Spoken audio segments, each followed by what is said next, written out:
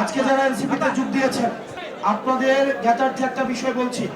আপনারা এমন একটা পরিস্থিতিতে যোগ দিয়েছেন, আপনারা এমন একটা পরিস্থিতিতে এনসিপিতে বসন্ত নামিয়ে এনেছেন যখন সারা দেশে কাল বৈশাখী ঝড় চলছে, রাষ্ট্রীয়ভাবে কাল বৈশাখী ঝড় চলছে। বিএনপি সরকারে এসে তারা সংস্কার বিরোধী একটা অবস্থান নিয়েছে। আমরা ওয়াসিম যেই জায়গায় রক্ত দিয়েছে, আমরা ওয়াসিমের রক্তের যেই শহর, এই শহরে আমরা দাঁড়িয়ে আছি। অত্যন্ত দুঃখজনক বিষয়, ওয়াসিম, আবু সাইদ, মীর মুগ্ধরা যে কারণে রক্ত দিয়েছিল, বিএনপি ক্ষমতায় এসে সেই জায়গা থেকে তারা পিছিয়ে আসছে। প্রিয় চট্টগ্রামবাসী, বিএনপির অসংখ্য নেতা কর্মী আমাদের কাছে এসে দুঃখ প্রকাশ করে, ভাই এই দলটার জন্য 17 বছর নিজের অর্থ দিয়ে, শ্রম দিয়ে, পরিশ্রম দিয়ে জেল কেটেছে এই দলটার জন্য, কিন্তু আজকে দুঃখ হয় এই বিএনপি হচ্ছে হাইজ্যাক হয়ে গিয়েছে আওয়ামী লীগের দ্বারা। বিএনপি হাইজ্যাক হয়ে গেছে, যার কারণে আজকে ইসাক ভাই আমাদের সামনে। বিএনপি নেতা কর্মীরা এসে দুঃখ প্রকাশ করে, আমরা কাদের জন্য শ্রম দিলাম, আমরা কাদের জন্য এই রক্ত, শ্রম, ঘাম আমরা কোথায় দিলাম। তাদের লক্ষ লক্ষ নেতা কর্মী জেল জুলুম খেটেছে, তারা মামলার জর্জরিত ছিল।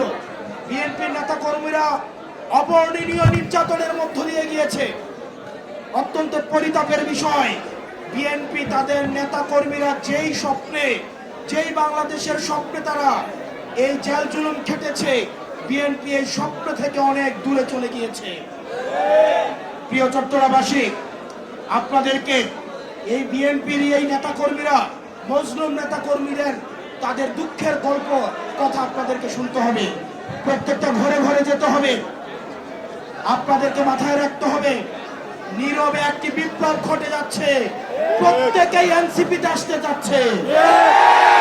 বিএনপির অসংখ্য নেতা কর্মী তারা বিএনপিতে যোগ দিতে, আমাদের এনসিপিতে যোগ দিতে যাচ্ছে। তারা হয়তো অনেকে লজ্জা এখন বলতে পারে না। আপনারা তাদের কাছে যাবেন, প্রত্যেকটা কমিটির যারা নেতা কর্মী আছে তাদের কাছে আমাদের এনসিপির দাওয়াত পৌঁছে দিবেন।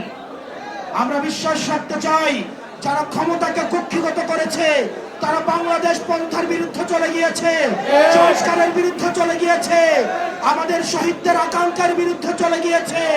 কিন্তু বিএনপির লক্ষ লক্ষ নেতা কর্মী এখনো পর্যন্ত আমাদের স্পিরিটের সাথে আছে।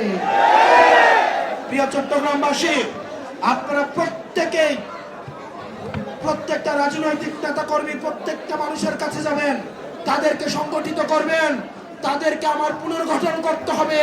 এই পুনর্গঠনের মধ্য দিয়ে আমাদের যে অনাকাঙ্ক্ষিত বাংলাদেশ কাছ থেকে যে স্বপ্ন থেকে আমাদেরকে পিছিয়ে নেওয়া হচ্ছে, সেই বাংলাদেশ অবশ্যই আমরা অর্জন করবো ইনশাআল্লাহ।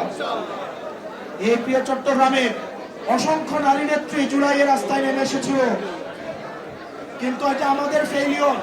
আমরা তাদেরকে পুনর্গঠন করতে পারি নাই, তাদেরকে আমরা রিঅর্গানাইজ করতে পারি নাই। সেজন্য অনেক নারী নেতৃত্ব তারা রাজনীতি থেকে পিছিয়ে আসতে বাধ্য হয়েছে।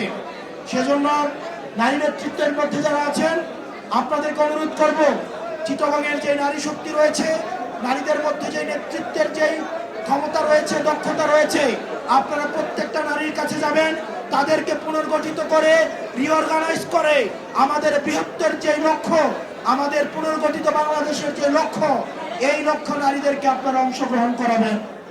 প্রিয় চট্টগ্রামের বাসী, এই প্রিয় চট্টগ্রামে ঢাকায় যখন আন্দোলন বন্ধ হয়ে গিয়েছিল, বন্ধ হওয়ার উপক্রম তৈরি হয়েছিল, চট্টগ্রাম থেকে আবার আন্দোলন আবার সারা বাংলাদেশে ছড়িয়ে গিয়েছিল। আমরা বিশ্বাস করতে চাই, চট্টগ্রামে এনসিপির যে বসন্ত চট্টগ্রামে সম্প্রসারিত হয়েছে, সেই বসন্ত সারা বাংলাদেশের প্রত্যেকটি পথে প্রান্তরে, প্রত্যেকটি জেলা উপজেলায়, প্রত্যেকটি হাটে মাঠে, ঘাটে পথে প্রান্তরে ছড়িয়ে যাবে। এবং আমাদের আহ্বায়ক জনাব নাহিদ ইসলাম, উনি ঘোষণা দিয়েছিল 10 বছরের মধ্যে যদি বাংলাদেশের কাঠামোগত পরিবর্তন না হয় তাহলে উনি রাজনীতি ছেড়ে দিবেন। আমরা বিশ্বাস করতে চাই, আমরা প্রত্যেকটা মানুষ আমরা আমাদের নিজেদের সাংগঠনিক দায়িত্ব যথাযথ পালনের মধ্য দিয়ে আমাদের আহ্বায়ক জনাব নাহিদ ইসলামের হাতকে শক্তিশালী করার মধ্য দিয়ে আমরা আমাদের আহ্বায়কের সেই স্বপ্নের কাঙ্ক্ষিত সংস্কারের যে বাংলাদেশ, সেই বাংলাদেশ অবশ্যই আমরা গঠন করবো ইনশাআল্লাহ।